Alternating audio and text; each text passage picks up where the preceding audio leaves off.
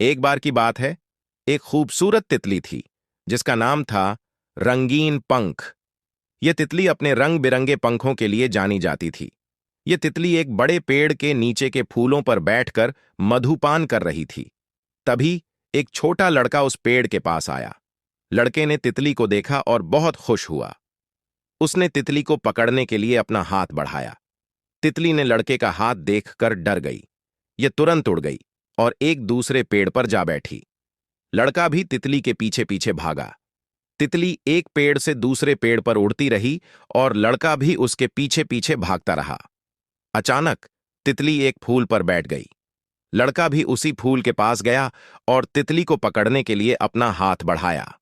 तितली ने लड़के के हाथ को देखा और सोचा कि अब तो यह पकड़ी ही जाएगी। तभी लड़के की मां ने उसे आवाज दी। लड़का अपनी मां की आवाज सुनकर पीछे मुड़ा। तितली ने इस मौके का फायदा उठाया और उड़कर दूर जा गई।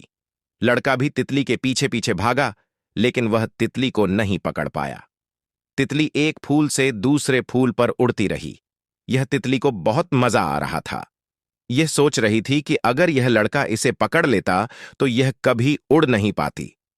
तितली एक फूल पर बैठी और सोचने लगी कि जीवन में खुश रहना सबसे जरूरी है।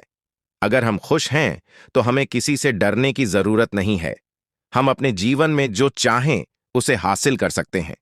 तितली ने अपने जीवन में आगे बढ़ने का फैसला किया। यह अपने पंखों को फैलाकर आसमान में उड़ गई। यह तितली को बहुत खुशी हो रही थी। यह सोच रही थी कि यह अब दुनिया भर में घूमेगी और जीवन का आनंद लेगी।